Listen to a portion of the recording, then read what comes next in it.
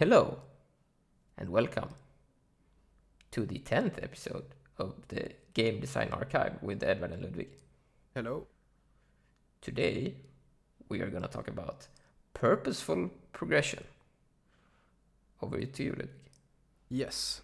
So, my sort of theory or area I want to discuss today is, obviously it's progression systems, as Edward said, but I think there seems to be a lot of divisiveness where like casual gamers seem to really enjoy progression systems no matter what and think they're great and should be in every game. Mm-hmm. And like more hardcore like game design focused people think they are like objective trash that don't deserve any place in a serious real game. Mm-hmm. And I think that both of these camps are wrong. I think that in a lot of cases progression systems do suck, but there are a few like exceptions where they don't. Mm-hmm. Okay. Yeah. So I think I kind of agree. I don't think I fully agree, because I think I think you're right that a lot of designers look at it as a psychological tool. Yeah. Which creates really bad progression systems, right? Mm-hmm. But yeah, I guess you're kind of right that hardcore people don't like. If you think competitive people, they don't like progression systems, I guess.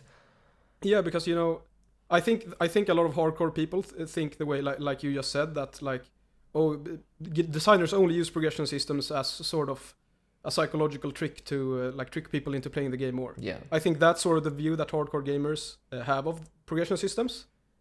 But there are like actual interesting gameplay examples of progression systems, and we'll get to those later. Yeah. I mean, just as a to clarify what I mean, like MOBAs, for example, right? They sort of have progression systems, right? Yeah. And I guess some people think of them a bit casually, I guess, but people that do play them understand that they're not that simple, right? Even though they have progression systems. Yeah. And it's not like the progression system is not in the way of that. But I think you are right, because I've seen designers talk about MOBAs in this way as well, actually, where they'll they'll talk about how interesting the drafting and stuff is in Dota, for example, which I agree with. It's actually probably, I mean, it's definitely up there in things interesting in that game. But then they'll completely ignore the mechanical part, right? Because games are too long, and so I guess you're right. Some people look at it in that way, yeah. Yeah. I don't know. Do you wanna go into the like good examples or the bad examples first? I mean, you said you wanted to start with the bad one, so let's go there first. So I'm gonna start with the most obvious case of bad progression, and that's meta progression. Yeah. And so define meta progression. Yeah.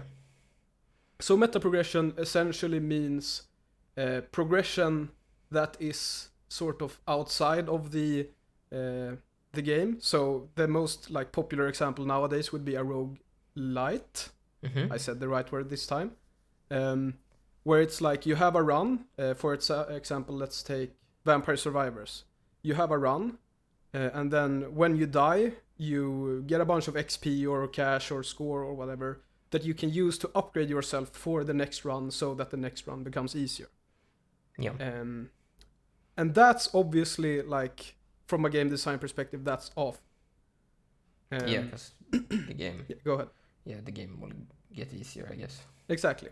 Well, it's not only that; it's that the game sort of becomes meaningless in a way. Because the game, like especially if you look at something like Vampire Survivors, where it's like almost only a meta progression system, right?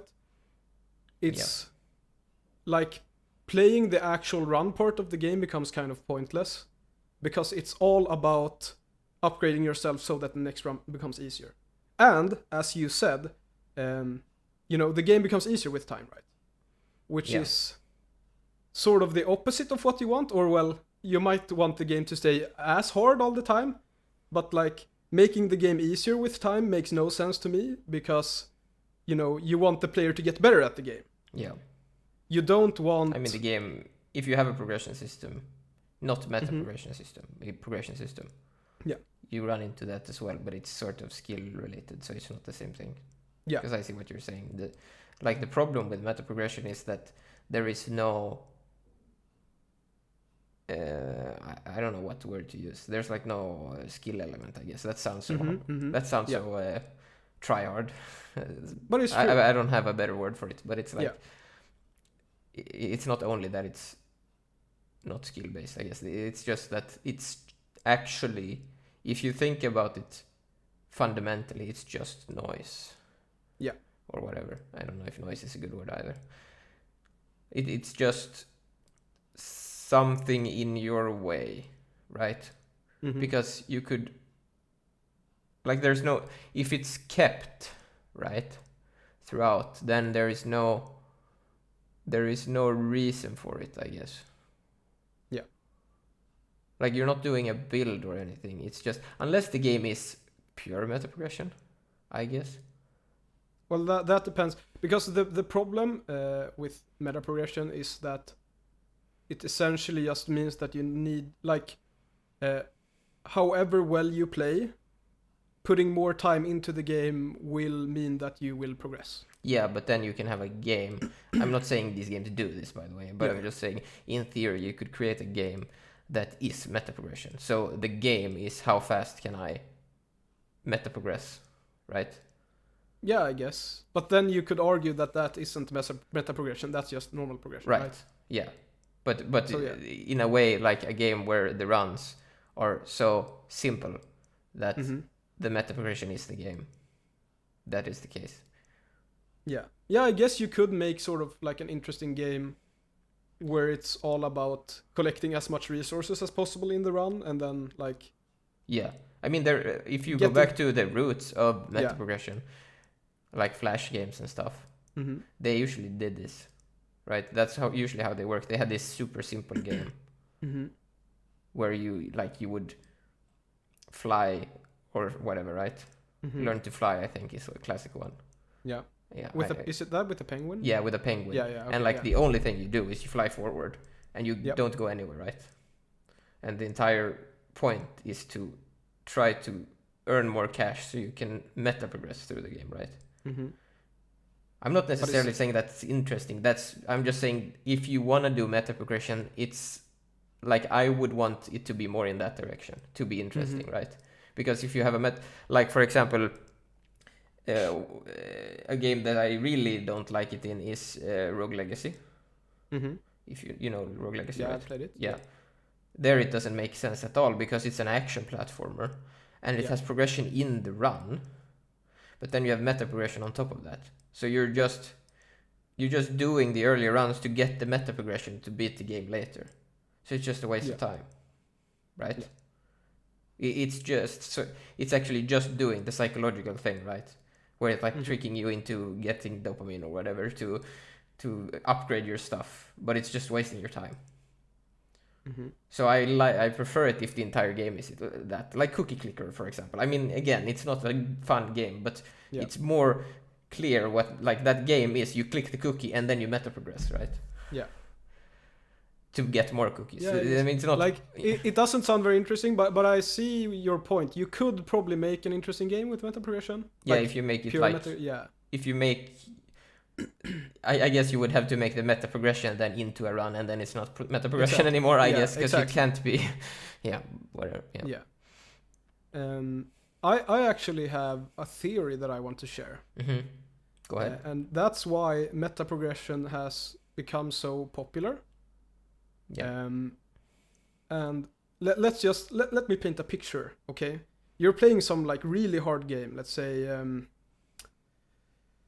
let's take Dark Souls for example, just because it's the most popular game. Yeah. The hardcore game. It's not the hardest game ever. It's the hardest game ever. No. But yeah. Let's say that was like super hard, and you know, at some point, you reach a point where you're like starting to feel like it's impossible, right? This is something I feel a lot of time with hard games when I play them.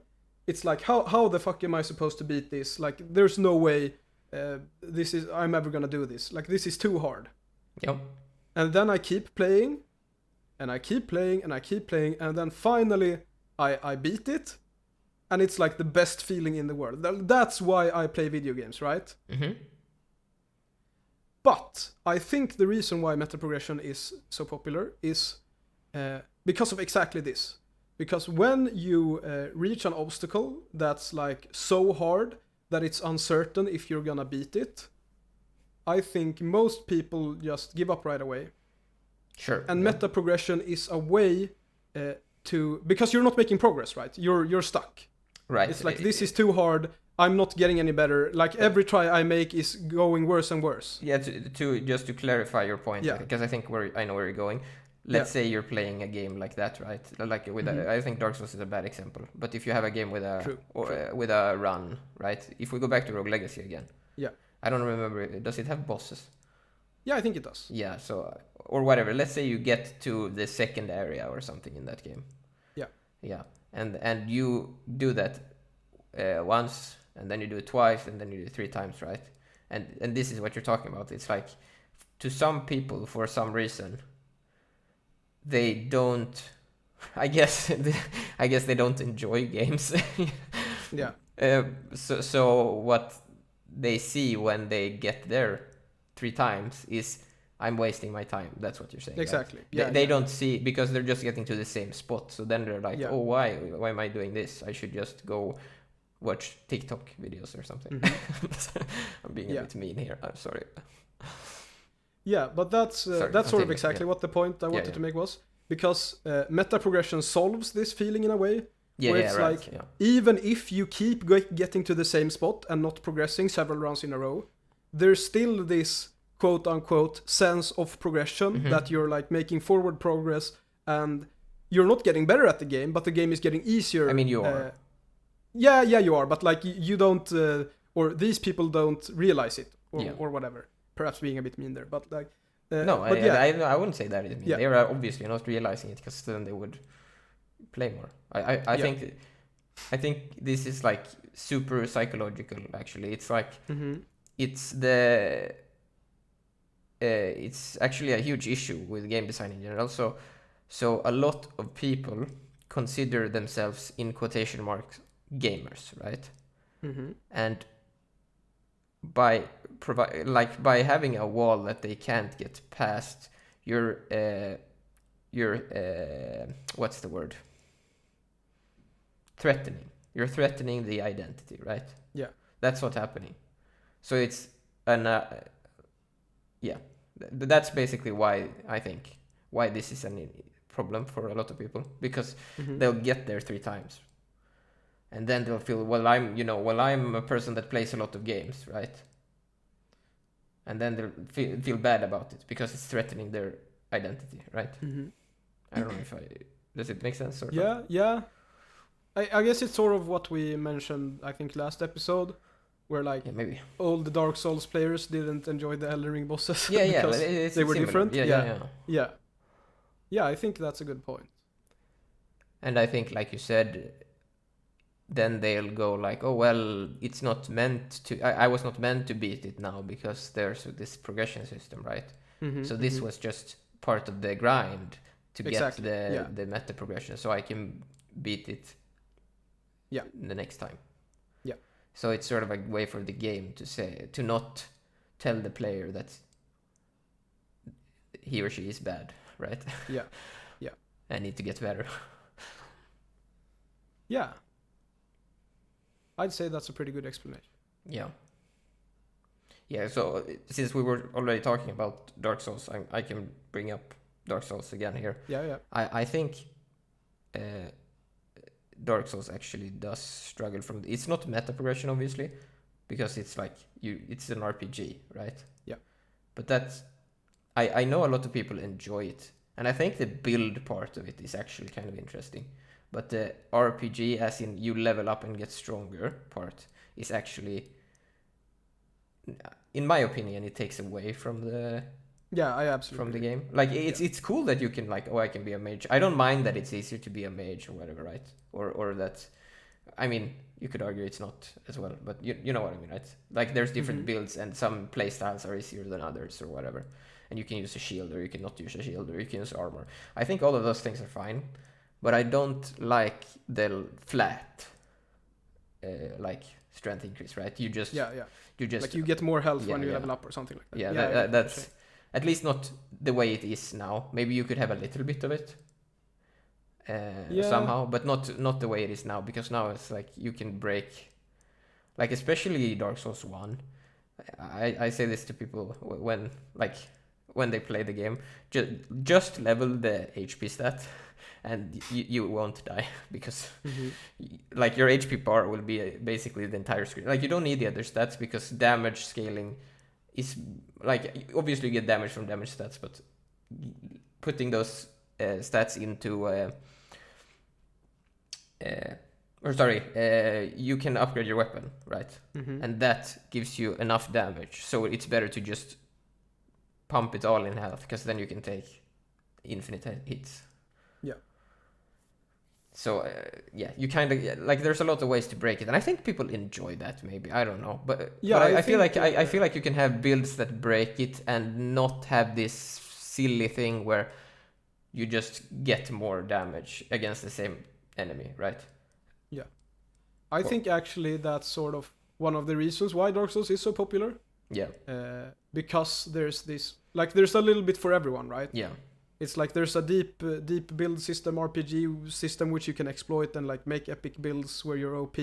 And there's also like pure action gameplay. But the thing is that it's not actually pure action gameplay. That's sort of also the main problem that I have with the Souls games. Like the only FromSoft game I've finished is Sekiro, and that's because it didn't have any of that. Right? It has a few upgrades, like I think you can level up your health a few times and stuff like that.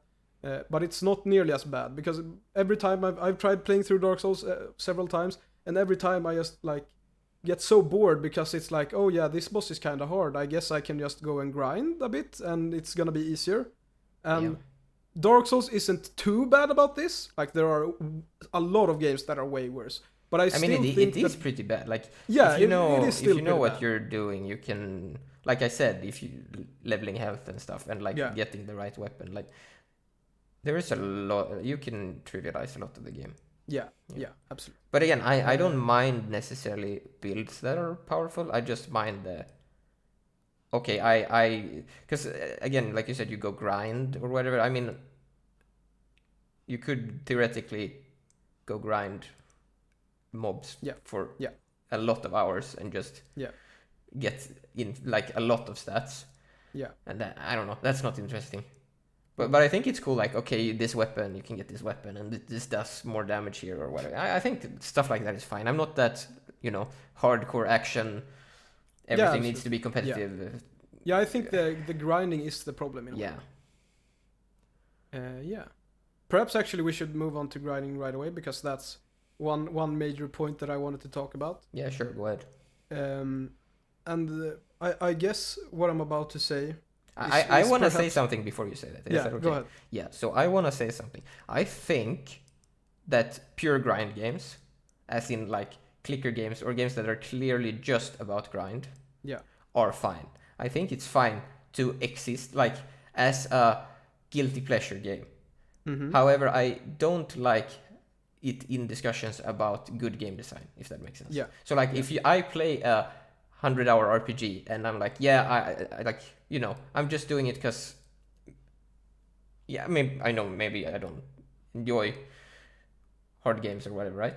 It's understandable, but it's not to say that that's like interesting game design that I don't agree with, right? It's sort of like playing on a,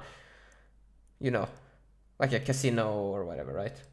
You know it's bad, but it can be fun or whatever, or something. I think you get what I mean, right?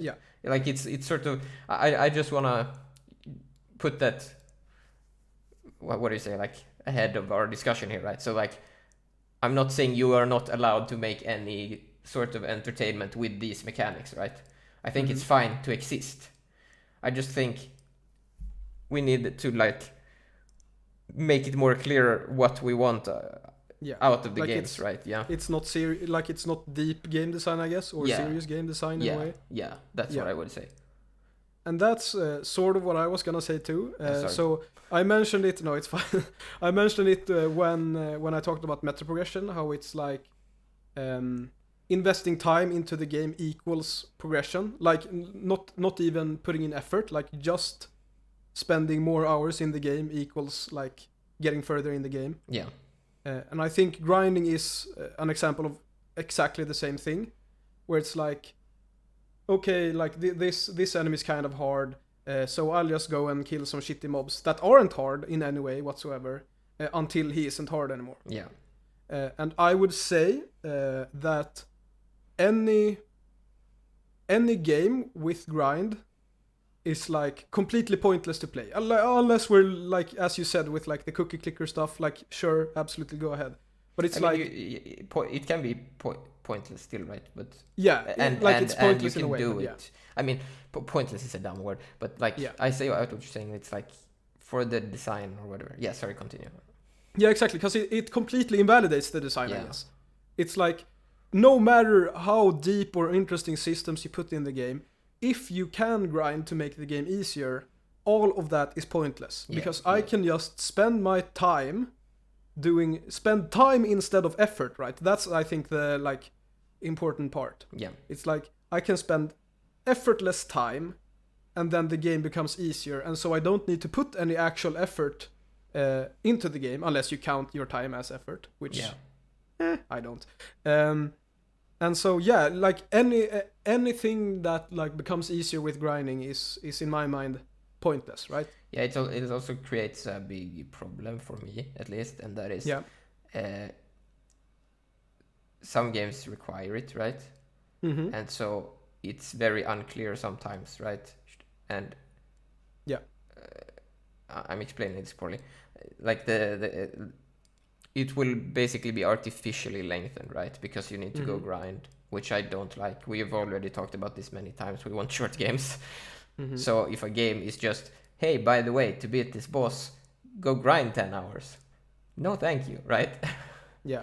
If it's that kind of game, again, right? If the game is just that, then it's fine. I just don't like the mix. Like, I think that's, I don't know if you're the same, but to me, like, it's the same with, like, I don't even know if we talked a lot about story and stuff. I guess we talked about it when we talked about game overs, but how that, like, this mixing of like different states of like, man, I'm explaining this very poorly.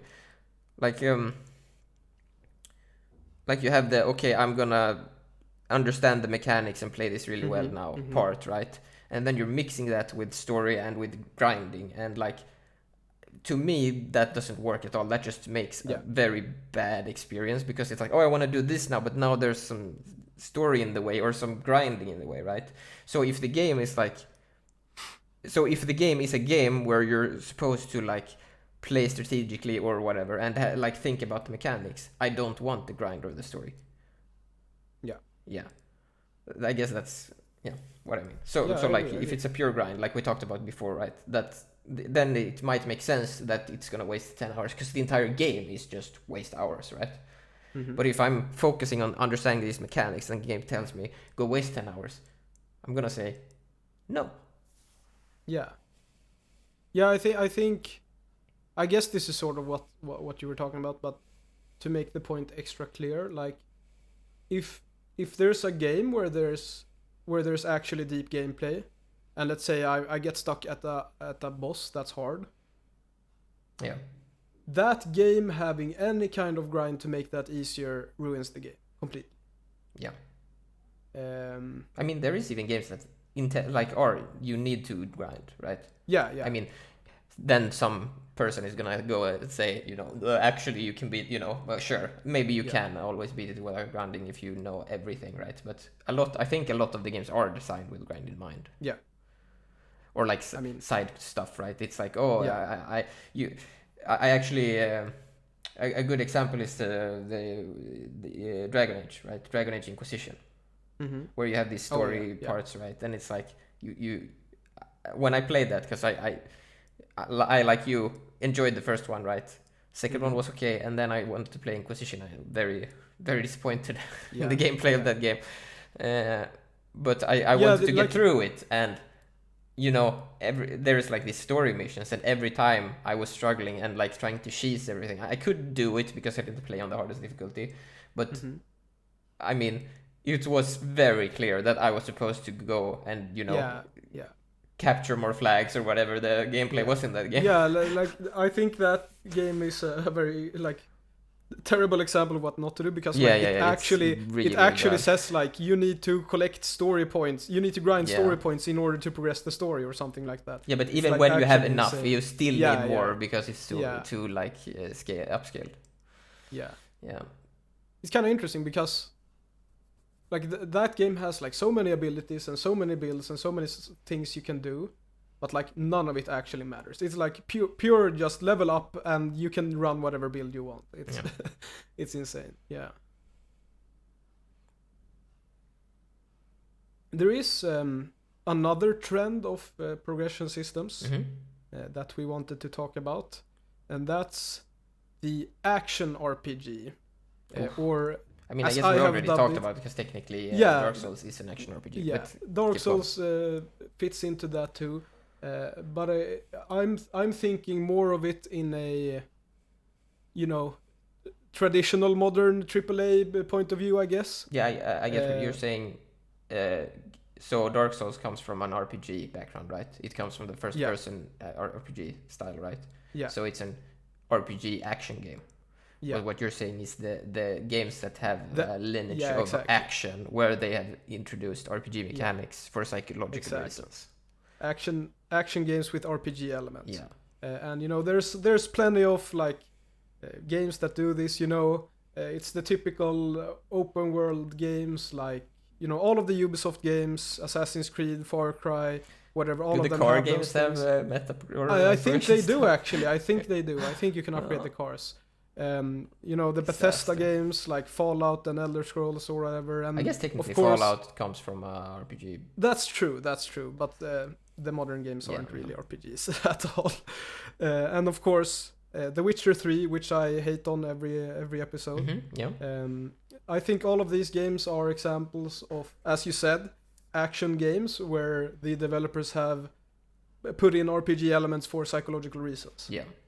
And obviously this isn't good either. Part of this is because the RPG elements are kind of pointless. So I think a very good example of this. Have you played any of the new Assassin's Creed games? No, but I have seen some stuff about them that is like super, I guess, interesting and worrying. Yeah. So like they don't like they take it to the next level basically. So they not only have the RPG stuff, they also sell all of that stuff. So the games are like not only artificially lengthened, they're also selling the solution to it. Like they have an in-game shop where you can put in your credit card and buy whatever coins or level up stuff you want, right? Yeah. Which is insane because it's a single player game, right? Yeah. And they also have like a base building and stuff. Like they're putting way too much garbage in those games, but yeah. Yeah. So I wanted to take Assassin's Creed Odyssey as an example because I actually played that for a little bit when it was released. Is that the first one where they started? No, it's the second one. It's the second one. Yeah, so the first one was the Egyptian one, right? Right, and before that it was like Assassin's Creed, right? Yeah, it was like. And then they were like, "Oh, this Witcher thing is popular. We'll do a copy of that." Yeah. And then they did the Egyptian one, is what you're saying, and you played the Greek one. Yes, the Greek one. Yep. And that game, first of all, like it's so grindy, but we already talked about that. Like it's. If you can't beat the boss, it's because you haven't grinded. Like that's how it is. Like there's no going around it. Yeah. But that game has so many like RPG mechanics. It's like, oh yeah, you can level up your gear, you can level up your character, you unlock new abilities, etc., etc. And all of it like feels so pointless. I don't know. because I mean, it is probably pointless. I don't think they put it in because they had this idea of like, because I guess the problem is we haven't talked about how to do it well yet. We'll get to that later, right? Yeah. But it's very clear that these systems are not put in to make an interesting RPG. It's in there to manipulate you, right? Yeah, absolutely. Because I don't even know if it's actually put in for manipulation, like initially, right? Yeah. Maybe it's like, I don't know, because these things go like it's very trendy, right, with the stuff like RPG mechanics. All games have RPG mechanics. I guess they sell. I don't know. It's super strange to me because this we have talked about before, I'm sure, where like you'll play a game and if I don't need, like if the RPG systems are not really engaging and part of the game, I will just ignore them, right? They're just annoying. Yeah. You'll play a game and you're like, oh, I'm like an action game or whatever, and then the game will go, oh, by the way, there's this skill tree where you can pick between 3 skill trees, and there's like, you need to read every skill, and you read one of them, it's like, oh, do 0.5% more damage or something, and it's like, yeah, I'm not gonna do this. You forgot the most important part. Yeah, what was that? Below the description, there's a small text that says this modifier doesn't stack. Yeah. Okay. Yeah. But, yeah. So that's we'll get to that later. Yeah, but then like you know what I mean, right? And then you're like, okay, exactly. I'm not even gonna open this. I'm gonna open this like once every hour or something and click randomly on some of these things because this skill tree is not part of the game. Also, skill trees, by the way, can I say something? This has nothing to do with this. Skill trees are so lame. I don't know why people like them. It's like the worst kind of RPG thing. It's so uninteresting because it's like it's a way for the designer to like arbitrarily decide how you can branch your stuff in a super uninteresting way, in my opinion. I don't know, maybe you like skill trees. I just think, like, I'm not saying the things in the skill tree, like giving you buffs and stuff, is uninteresting. I'm saying it's a tree, right? And then you're like, okay, you need to pick this node first, and then you can only pick these nodes, right? And it creates this weird, I don't know, sorry. Off topic. I guess, are you talking about, like, you know, the typical action RPG? Yeah, like Far Cry skill tree. You have 3 skill trees, like and you like have 4 branches, and then you pick one of 3 trees is usually, right, and then you have like it goes down 1, and then it's like maybe 2 or 3, right, depending on what branch it is. I agree they kind of suck, but maybe that's just an implementation. It should be. It could be. Sorry, continue. The point I wanted to make with Assassin's Creed Odyssey. Is of course, so essentially you have everything you sort of need to finish the game from the start. It's like you have all the fighting mechanics, and you have all the stealth mechanics, and you have like the UAV bird thing that flies around and wall hacks everyone. And the only thing the skill tree adds are, you know, either it's like damage buffs, where it's like in the night you do 10% more damage or something like that. Nice. Or they add like shitty special attacks, so it's like, oh, you kick someone with a shield, so you shield break them or something. Nice. And the point I wanted to make is that in all of these action RPG games, most of the time those skills are completely pointless and you can finish the game without them. Nice. And so what ends up happening is you have this massive progression system with a bunch of grind that takes so much time, which obviously is sort of one of the points of having one of those systems. But it's like it's completely pointless, right? Because you have all of the mechanics you're actually using from the start. You have the combat system from the start. And sure, in the skill tree you unlock one or two more like special attacks that might be useful sometimes, but they aren't like actually necessary. And so it becomes even more pointless, I guess. And it's really hard to like pinpoint what it is, but it's like it's very clear. I get what you're saying. Like in some games it's very clear these things are here either because someone thought it was cool or someone wanted to manipulate people into spending more time on it, right? I think maybe it's because obviously people like these systems, right? Because these games sell a lot, and I think that it's simply that the people who design these games also enjoy these systems because they are not gay. I guess maybe this is gonna sound super what's the word, like pretentious.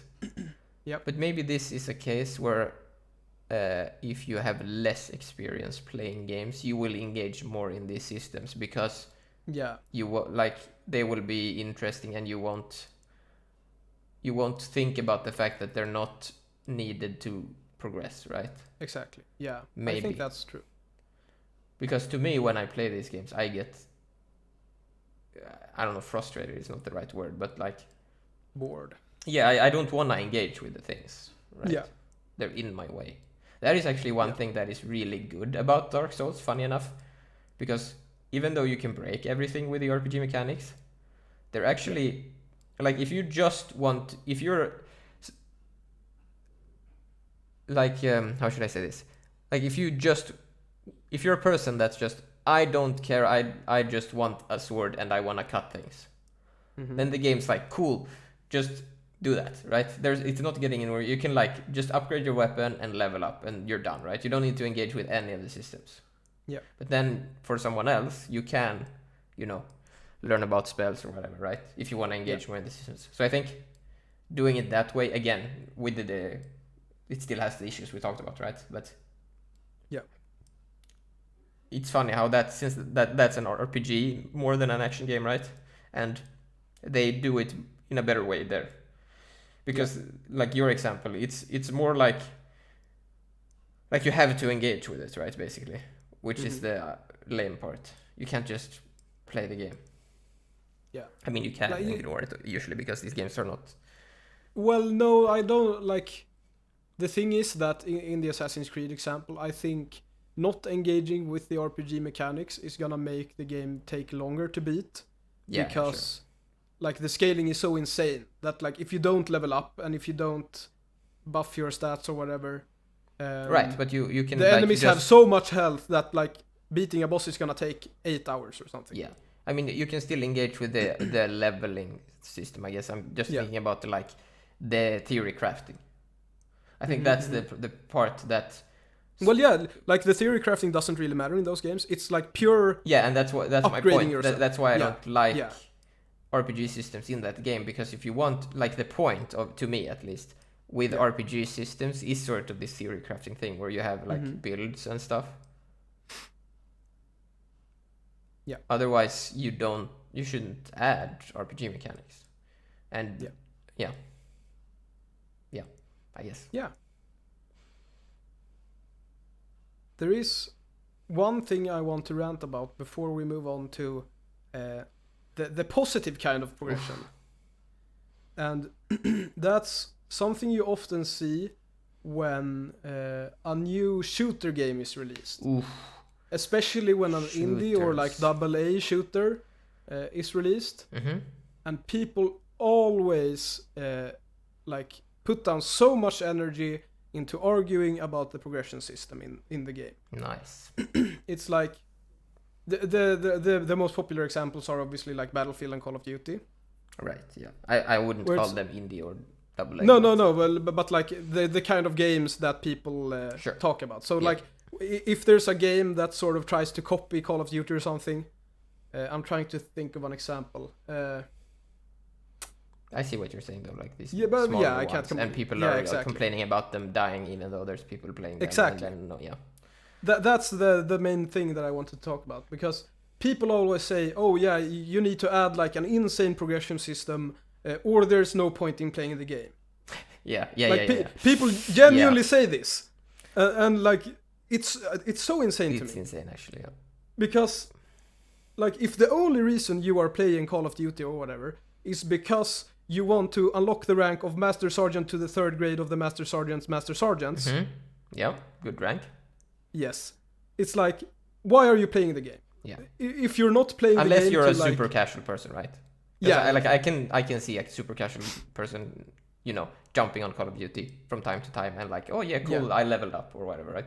That's fine. Yeah. But if you're a person that checks out an indie shooter, yeah, Yeah, exactly. It's a bit you're different. like, yeah, you should know better. Yeah. Yeah, it's like, it makes no sense to me. It's hard to explain what I. No, it's not hard at all. It's It's insane. It's actually insane. Yeah. You're saying Call of Duty is bad. Obviously, right? Because you're looking for a different experience, right? This person, so he's looking to indie games.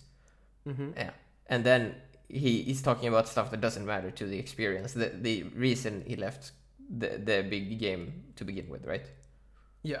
So yeah, I mean, if we're speaking personally, right? I think it's super insane either way, right? Yeah. It completely ruins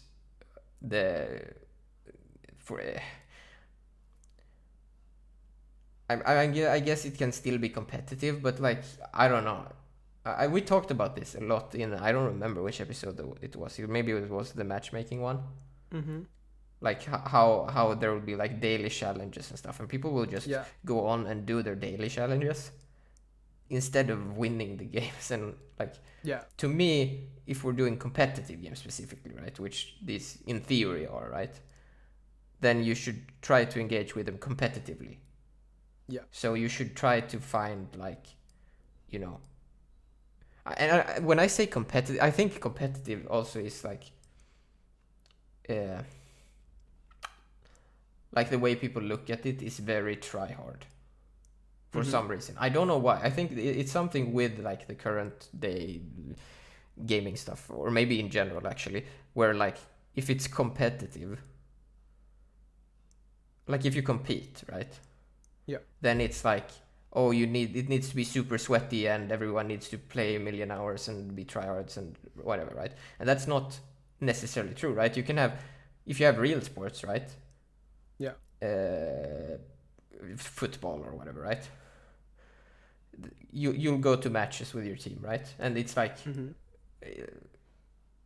it's not necessarily like, let's say you're in like a, you know what I mean, right? Like a local team. Local team and a local tournament. Like that's not necessarily like, you don't go there because, oh, we're the best team and we're gonna win everything necessarily. Some teams do, obviously. It depends on who you play with. But a lot of people do that because they wanna, it's fun to compete, right?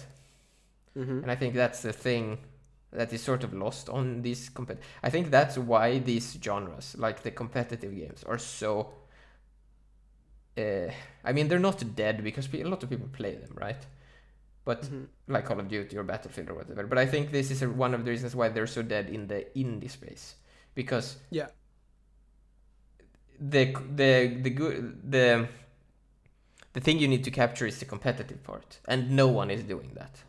All of them are trying to do what the big boys are doing, and what they are doing is, they're doing the stuff to manipulate people and to like battle passes. And like I've actually seen like competitive indie games that were released like without battle passes or progression or anything like that, and then people start complaining like, oh, you need to add battle passes and progression, otherwise this game is gonna die.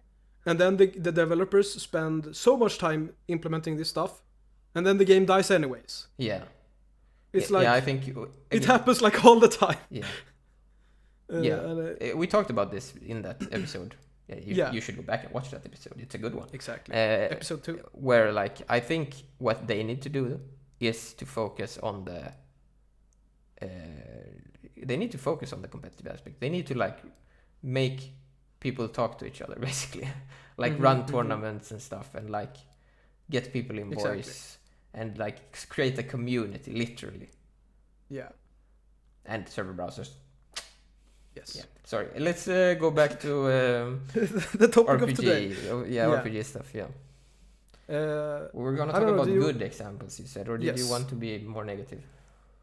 Well, we have one more negative point, but I think we should save that until after we've talked about the good examples. Okay, good examples. I'll start then. Okay. Yes, go ahead. Okay, I'm gonna start here. So this is not a perfect example because this game is very flawed. But it's very close to what I'm looking for when I talk about good RPG systems, and that is Fire Emblem Fates Conquest, right? So for those who don't know, it's a turn-based game with RPG mechanics, and it's got like this interesting like pair-up system, and you can have like units inherit stats from other units based on what units you play with together and stuff. And some Fire Emblems do have grinding, but this one does not, which is also one part why it's partially why it's good. So in this one you only have the main missions and some optional missions. And so why am I saying that this is a good example and the others are not? There's actually a lot of reasons. So one reason is the math is more manageable. It's not perfect in this example. There are way better examples, but you can sort of calculate the math, which is a problem we haven't talked about, right? That a lot of these RPG systems are so like their numbers are so huge and convoluted mechanically how they calculate their stuff. You can't even make anything useful out of the progression system because you don't know what's going on under the hood. Does that make sense, by the way? Yeah, it makes sense.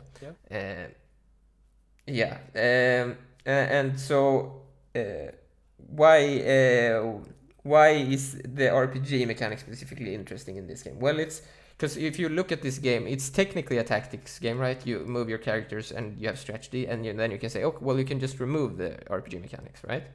Yeah. And just have builds, like we said with Dark Souls. But the thing here is that there is an interesting dynamic, in my opinion, which is that you can play in a way where you maximize experience gained, or like depending on how you want to maximize it, you can spread it evenly or whatever to make your character stronger for later, which is one of the interesting things with RPGs, in my opinion. I think I just want to clarify. Yeah, go ahead.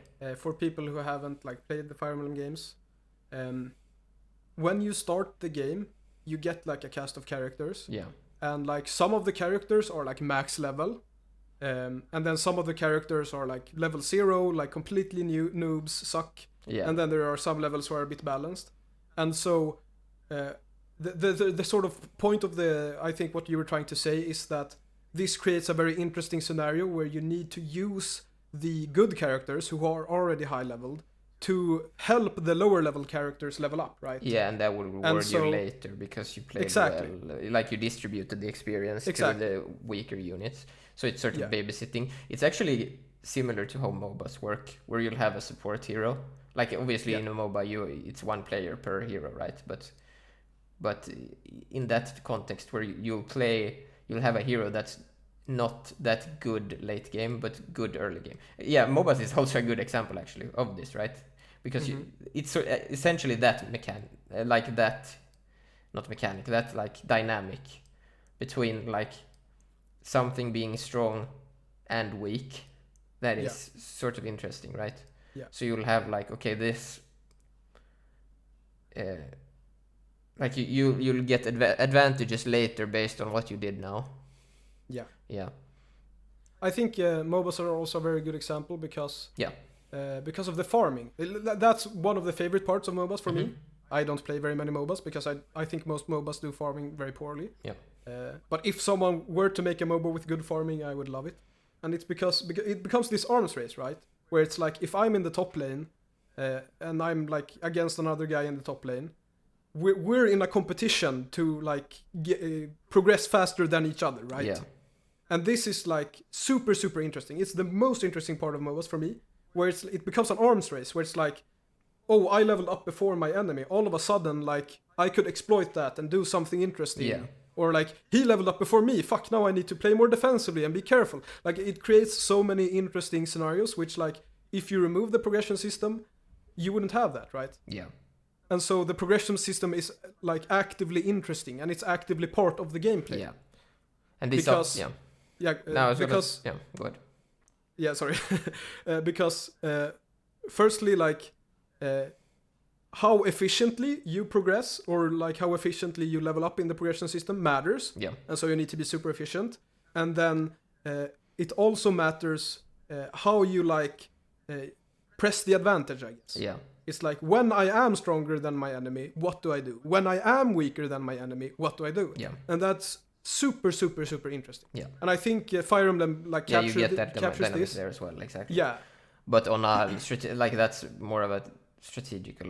Yeah, exactly, like level. turn-based. Yeah, it's turn-based strategy. So it's like, okay, this guy is this strong, and then you do math. Like, okay, can I stand here and survive? Oh, I can, and then I'll get experience there, and well, you know, Yeah. and it'll be this interesting. Whereas if it was just a strategy game, it would be less. There would be less variance, I guess, in the exactly. Because you wouldn't need to consider like the future of your characters. Exactly, right? yeah. Because that's what makes it interesting. Because you always need, every move you make, you need to consider, is this gonna make my character stronger in the long term or not? Yeah. And that's super interesting. Yeah.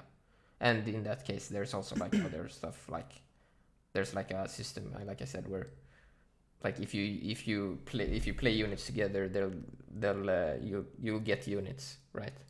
Yeah. That have stats similar to those units. Yeah. So it's also about positioning. It's a very interesting game, and there's a lot. You should look it up. It's basically what I'm saying. Yeah.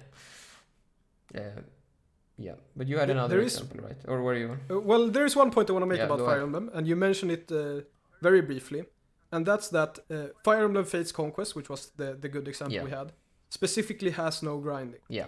And there are Fire Emblem games that do have grinding. For example, Fire Emblem Fates Birthright. Yeah. And like, I just want to point that out, because that completely ruins everything. Yeah. Because all of a sudden you don't really need to be careful about like allocating your experience points and like using the right characters for the right things. I mean, Fire Emblem might still be too lenient, but that's more of a difficulty issue, right? Or whatever. Yeah. Like Conquest, I mean. Exactly. So especially like it struggles late game, especially, I think. Yeah. So like the mid game is probably the most interesting part of that game. But I feel like a lot of RPGs struggle with that. I only know. Yeah, like, absolutely. I think I know like 1 or 2 games that don't struggle with late game. So, and one of them is the example you're gonna bring up. So. Yeah. Well, it's not exactly an RPG, but it is. Okay. Should we move on to that? Yeah. Okay. My example is from the wonderful Terry Kavanagh that I think we mentioned every episode. Every episode, yeah. Yeah, because he's such a good designer. Yeah, I don't know why. He seems like a very intelligent, like a very skilled game designer. Yeah.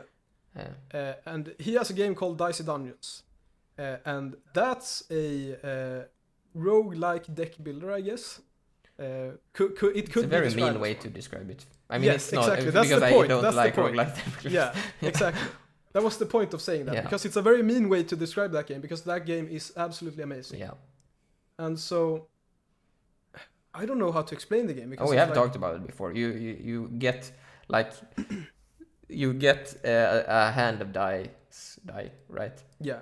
So at the beginning of your turns, you get like 4 or 5 die. I don't remember how many it is. 3. It depends. It depends on the character. Yeah, it depends on the character, and it depends on a lot of stuff. Yeah. But you get some dice, and they have numbers, like already rolled, and then you have abilities, your cards, right? It's a deck. Yeah. You know, and you have the same hand every time. Some characters don't, but like the basic one has the same hand every time, and then these cards have criterias for what dice you can use. And how much damage they'll do and whatever. So like you'll have a thing like you can do this with even dice, and you can do with this with dice that are higher than 3 or whatever. Yeah. And then you need to figure out the best way to use the numbers that you were given. Yeah. And obviously it's like a roguelite deck builder technically. And so a large part of that game is about making a good deck, quote unquote. Yeah. So as you mentioned, you have I think you have 6 slots, and then certain abilities can take 2 slots. I think it depends a bit on the character, right? Yeah, that's true. But So you need to like, so you only start out with like 1 or 2 abilities, and then you unlock abilities over time, and then there's like a shop where you can buy stuff, and you can sometimes get things when you defeat other things, I think, depending on the character. Yeah. So it's like, it has all of the classic roguelike like progression stuff. Although it does not have meta progression, which is an important thing. So there is no progression between the runs. Yeah. And that is a very important point. Yes. Because, continue. But yeah, why the reason why I bring up this example is because it sort of does progression in a really interesting way, where it's like you get like, if you want to beat the run, you need to have a very strong build. But even when you have a very strong build, you need to be very careful about how you spend your dice, right? Yeah. And so I'll take an example of one build that I've made. There's a witch character, and essentially, I don't remember, this was quite long ago, but this was like the favorite build I've ever made in that game. Essentially, there's an ability that if you have, I think it's like a 1. No, it's you lock all of the dice of the enemy that roll a 1, and locking the dice means that the enemy can't use their dice. Yeah.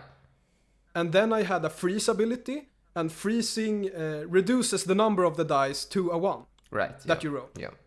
And then I had like some abilities that generated more dice for me and whatever. Yeah. And so what the build was essentially is I freeze the dice of the enemy so that they roll all 1s. Yeah. And then I lock all of their dice because I can lock all of their 1s, and so they are completely unable to act on their turn because all of their dice are locked. And you know, this is like a typical. It sounds like a typical roguelite, whatever, interesting build, you know. But what makes it so interesting is that it goes back to a bit about what you talked about with the math in Fire Emblem. Yeah. It's like, even though you have an amazing build, you need to like spend your dice wisely to ensure that you're actually utilizing it. Yeah, you're just not because powerful. If you don't, you literally have a build that can break the game, not the game. Exactly. You're not just in a high stat. You don't have high stats and it's broken. Yeah. You have abilities that you can use in a certain order that makes the game trivial, basically. Yeah. And I think that's the important part, in a certain order, right? Yeah. Because if I would have done it in the wrong order, you know, the build wouldn't have worked at all. Yeah. It's that I figured out, like, I carefully figured out, I use this ability to generate more dice so that I can freeze all of his dice, so that I can lock all of his dice. Yeah. And it's like a super complicated math puzzle, but it's still manageable, right? Like the numbers are still manageable. You can still logically deduce them as well, which is an important part, right? Like the numbers are small. Like exactly. Your health is in the tens, right? Not the hundreds or thousands. Yeah, exactly. That game's just so interesting. Yeah, it's a good one. Yeah, and I don't know. I was gonna say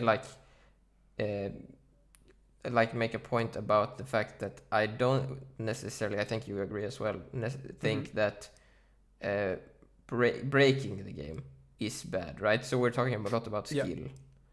And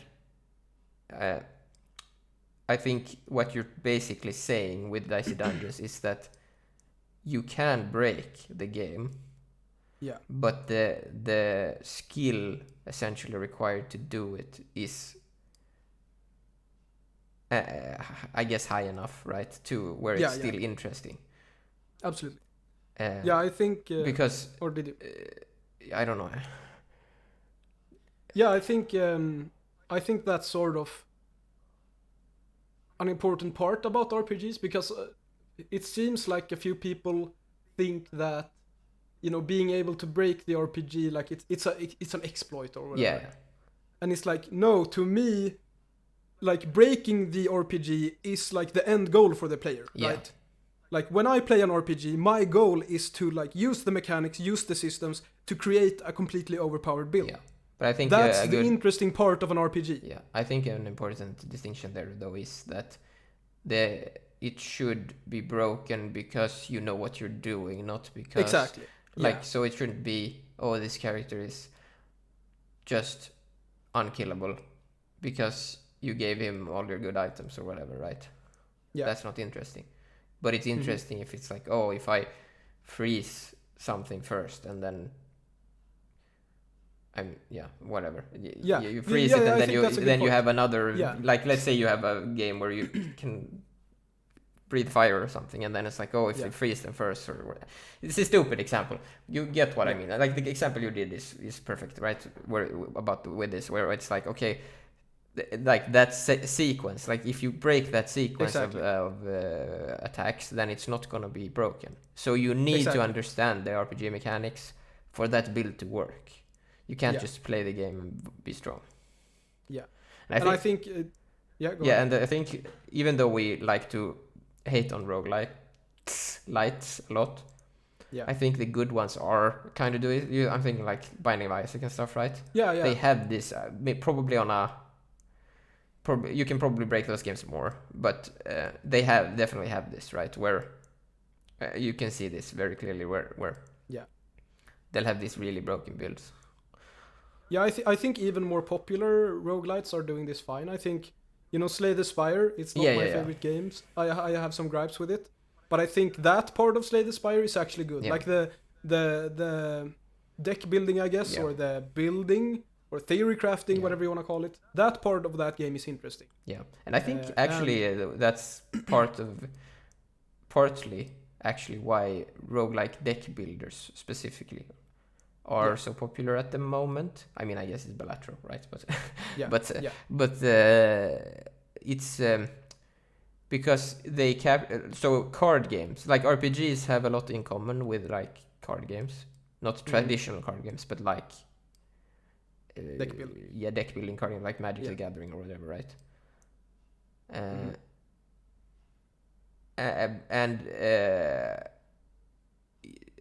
If they are so like the Dicey Dungeons, for example, there is like a lot of the strategy comes from the, like, how should I say this, like, because cards are shuffled, right?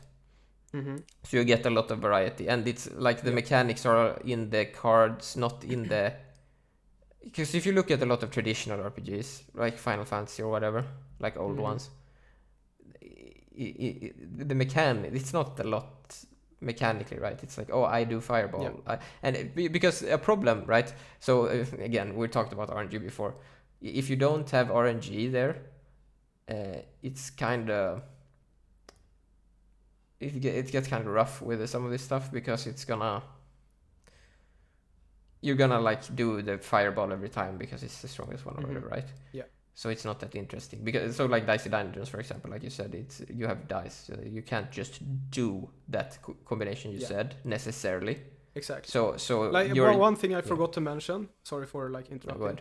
It's that I had the like freeze and the lock ability, but I also had abilities that like allowed me to manipulate the dice so that I could get the dice I want. Exactly. Yeah. So that's an important part of Dicey Dungeons too.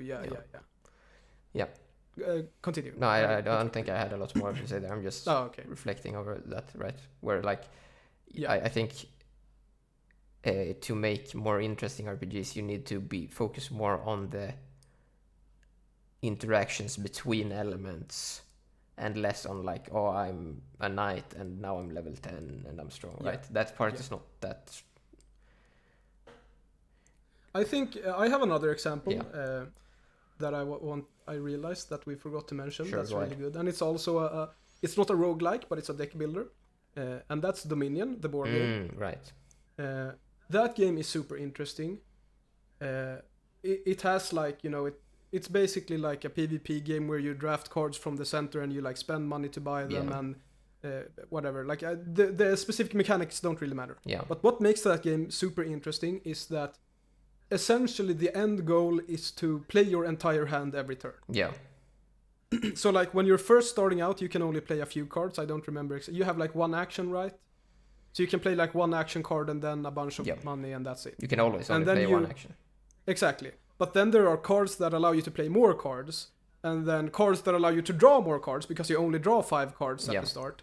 And so you need to like create the perfect deck where it's like you can reliably keep drawing and keep getting new actions so that you can keep playing cards until you've played your entire hand. Yep.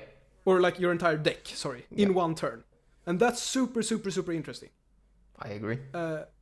And like, I don't know how to explain why. It's like, I mean, that is... I guess it's what we've been talking about today. Yeah, it is. It's progression, and it's like...